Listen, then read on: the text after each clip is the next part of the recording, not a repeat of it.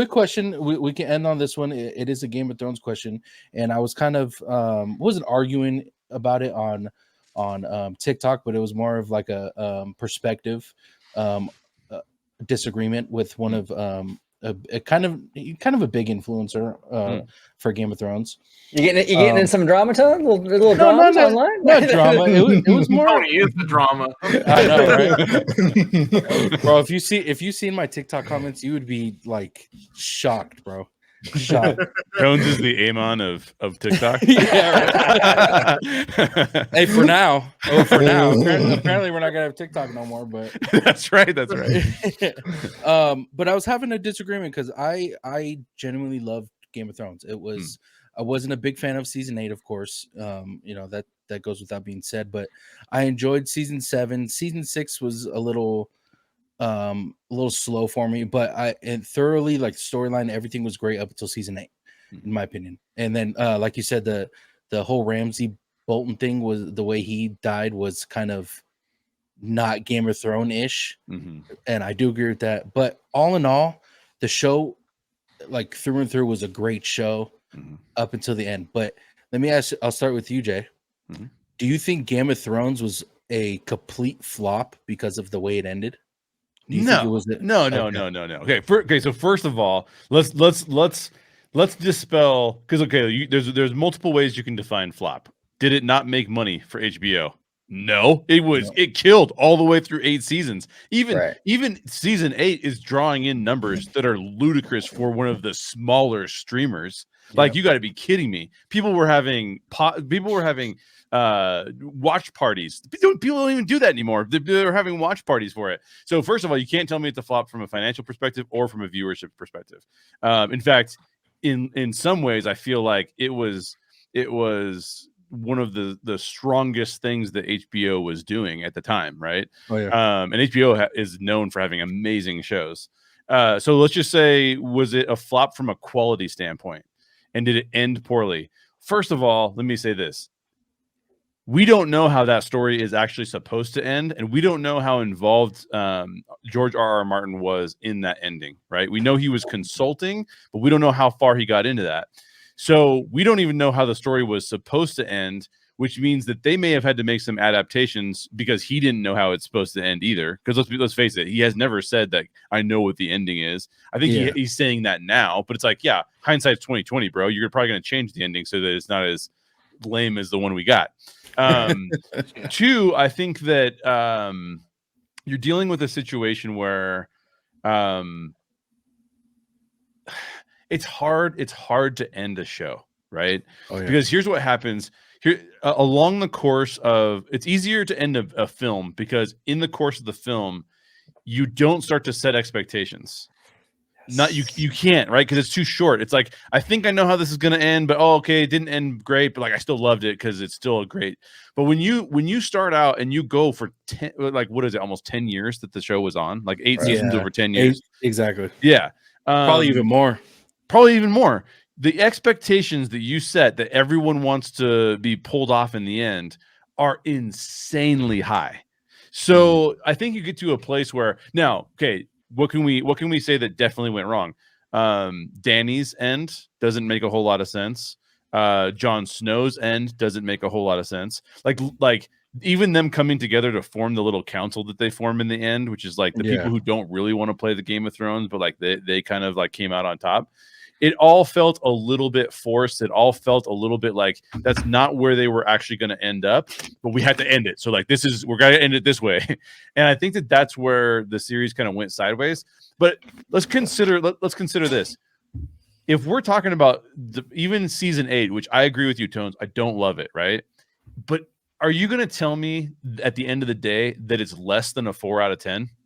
Like, I don't think you can even say that it's less than a 4 out of 10. You're not being fair to the show. So like I would have said it's probably like a 6 to a 6.5 out of 10. It's frustrating, but it's not like the end of the world.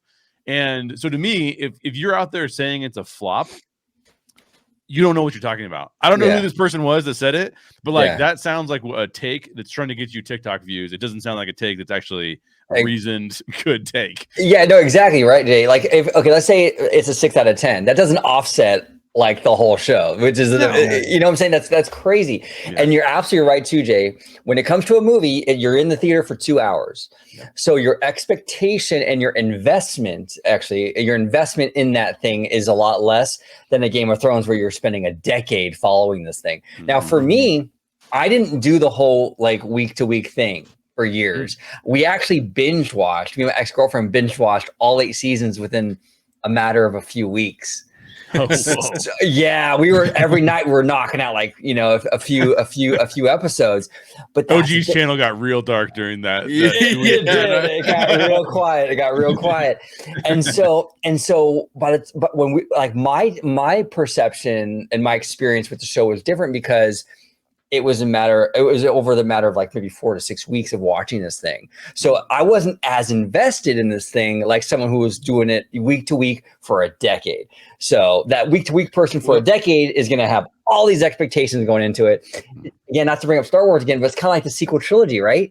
You had all those years of buildup. What happened to Luke? 40 years worth of expectations. And now it's like, how do you, like if the sequel trilogy came out just a few years after the original or something like that, it would have been received differently because you didn't have all those years of speculation and what have you. So it does set the stage, and yeah, it's hard. It's tough to stick those landings. It really is.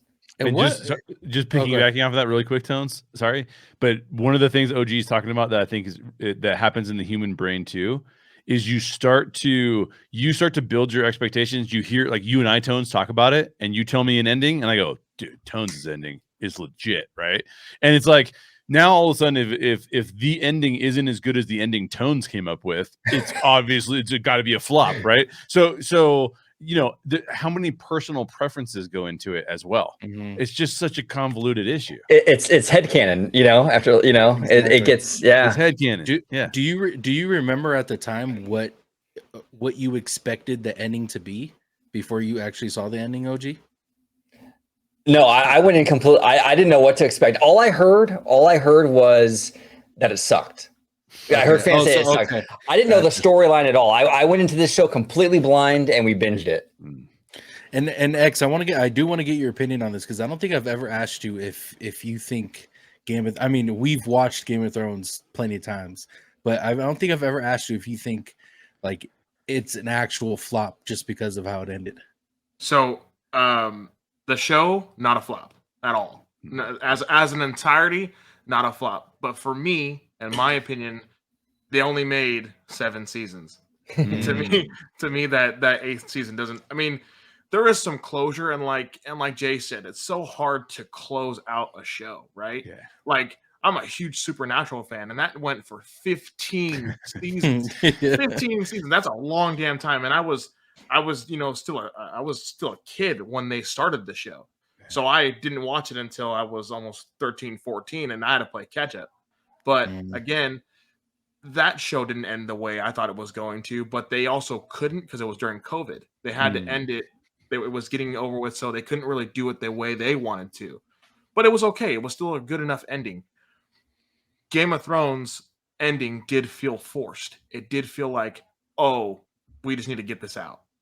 The writers, they were telling us the Battle of Winterfell was supposed to last as long as Lord of the Rings and the Two Towers. It was an hour long, and everybody died except for your main characters that are going to go to the end. The guys you expect to be at the end, they're there, and that was kind of, I felt like that it should have been more of like a some main characters should have fallen more at Winterfell. But yeah, like Jon, not a good story ending. I do think Sansa, I think her story ended great. I do agree with that. The only one, bro, and I agree with that. I agree with that. Yeah. Bran being king, I don't agree with. Not because of he's in a wheelchair. I think his story actually was fantastic, but I don't think he should have been king. I think he should have been an advisor to the king. Yeah. Like he should have been the right hand, and he should have been making all these other calls and seeing the future of what's going to happen with a king. But that was just my endings. But yeah, I hope these spinoffs, because we're supposed to be getting a Jon Snow spinoff. I hope they can maybe tie up his story in a better way than what we got.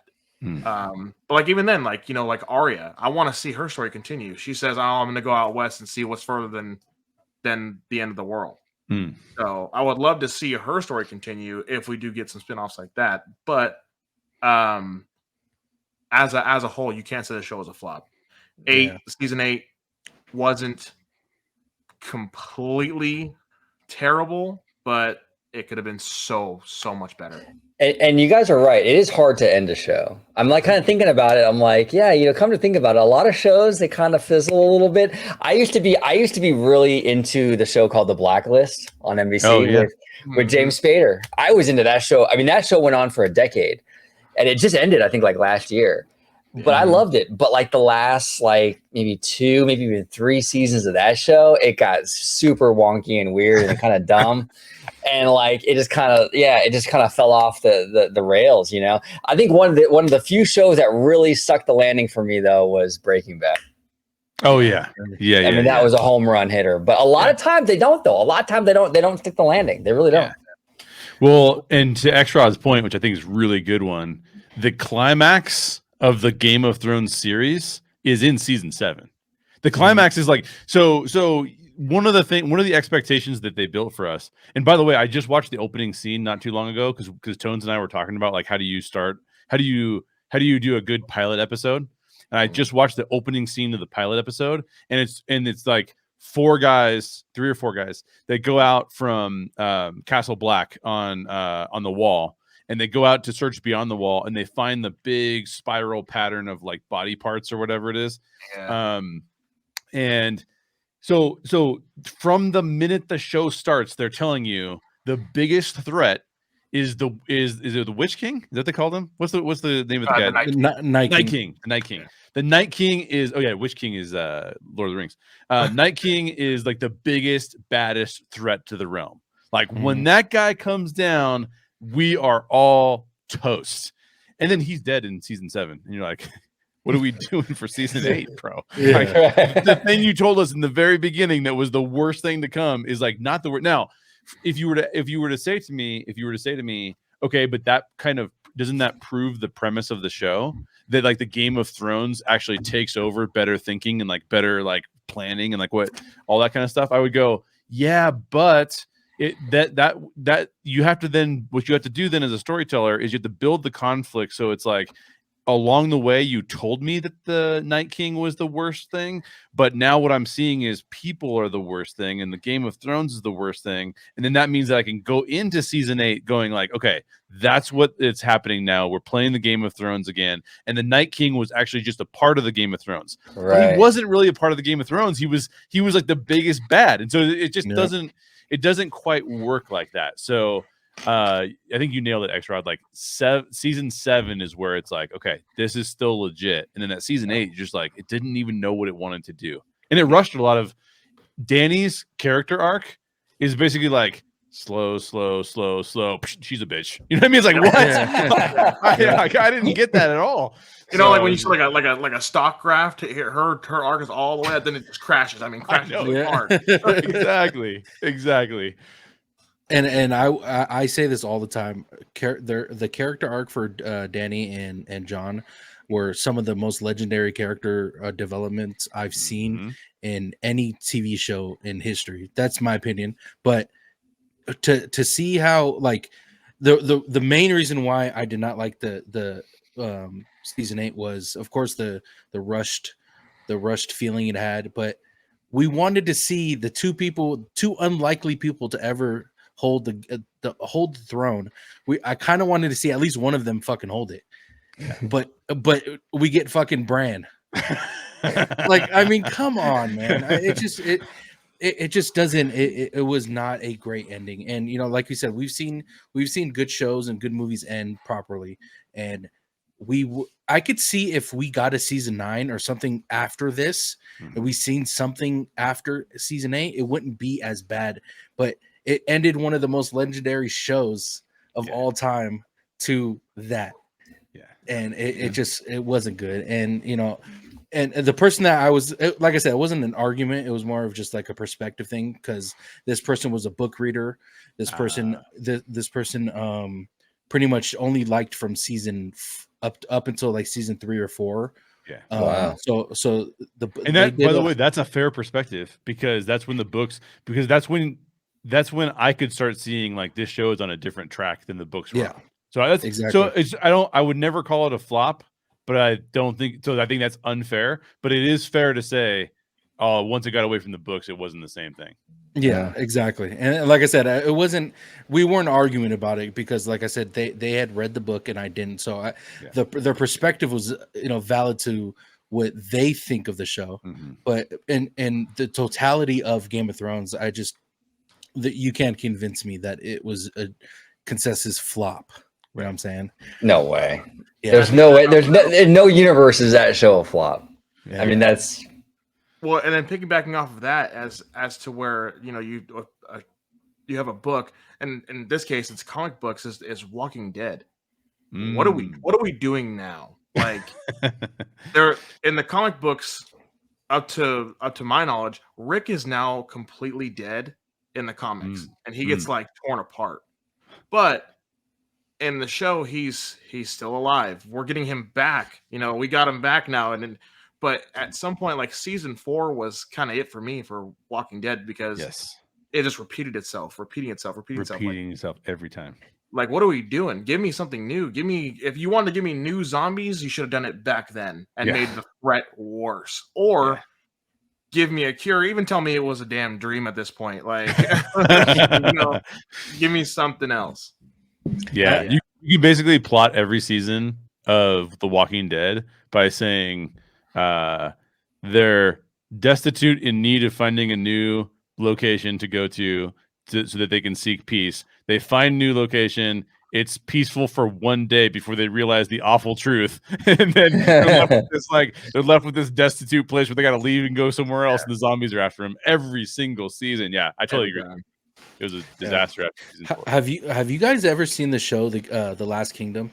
I know X has. No. The show?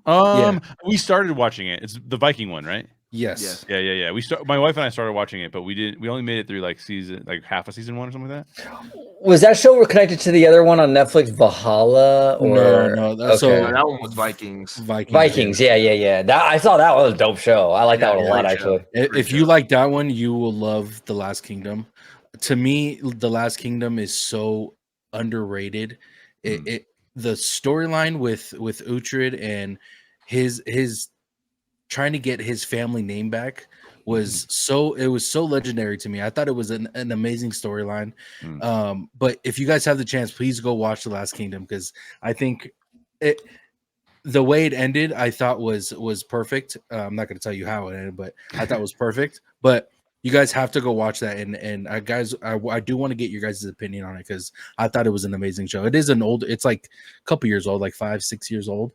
But yeah, you guys would love this show, man. It's actually so good. It went from being a show, then they ended it with a movie. So wow, yes, wow. Yeah. So guys, when are we all going to get Viking haircuts, bro? Like, they had some crazy hairstyles in that Viking show. I'm gonna get the whole like one braid and everything. And just mad tattoos. Otherwise, I'll have to do it on the sides only, dude. Like just beard. I'll just grow a braided beard down maybe.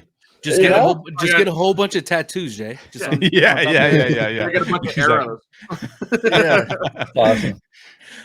Gentlemen, I want to thank you guys for joining me, man. Always a pleasure talking to you guys. And season 2, we're gonna get you guys back on. We're gonna have our watch parties and stuff like that. So if you guys want to join, feel free. We'll love to get you guys your reactions. And like I said, we would love to have you guys on for each episode. Kind of go over what you guys thought about it. But I'll start with you, X. Thank you for coming on, bro. Tell the people where they can find you on social media, please. On all platforms, Xrod TV, Xrod_TV. Find me there. And if you liked Game of Thrones Season 8, you're on Team Green. OG, appreciate you for coming on, brother. If you could tell the people where they can find you, please. Absolutely. Tones, always a pleasure. Always a good time with you guys. Yeah, you can find me on Orange Grove 55 on YouTube. You can find me Orange Grove 55 on Instagram and Orange Grove 55 on X or Twitter. And it's been an honor serving with you all. there we go. I love it. Love it. Jay, thank you again for coming on, brother. If you could tell the people where they can find you. Always a pleasure to join you guys. You can find me over on the Orange Grove 55 channel. Sure. Like I said, every couple weeks I'm on there. Yep. You can't really find me on X that much anymore because I just decided that it was a waste of my time. I love interacting with my friends on there, but like the head trip of interacting with people who just have no idea what they're talking about. Like it's not even that I don't like interacting with them or think they're really bad people. I don't believe that. What I believe is that it's an improper way of exchanging information. Right. So I'd much rather do that in the context of having a conversation with you guys. It's much better. So you can't find me on X anymore. I mean, you can, but I'm not doing much out there. You can find me at How Stories Work with Jay Shear on YouTube. That's where I'm posting but what things I'm learning about storytelling. I have a director series where I directed my first short film, so I have like all the things I learned about that. And yeah, that's pretty much where I'm at. Yes, sir. And guys, I will have all their stuff in the description below, so go under their name and click their links and give them a follow. If you guys want to find me on social media, Tones_TV on all platforms. Make sure you guys go follow my TikTok, Tones_TV on TikTok. I do most of my news and stuff first on there. It's a little easier to get it out on TikTok first. So make sure you guys go follow me on TikTok. Yeah, Tones_TV on all platforms. For the rest, go ahead and follow the podcast that Candy Camper and I do, Bad Thoughts Podcast. I will have that in the link description below, in the description below. But yeah, thanks again for joining me, guys. Hope you guys have a good night. Love y'all. Bye, guys. Thank you.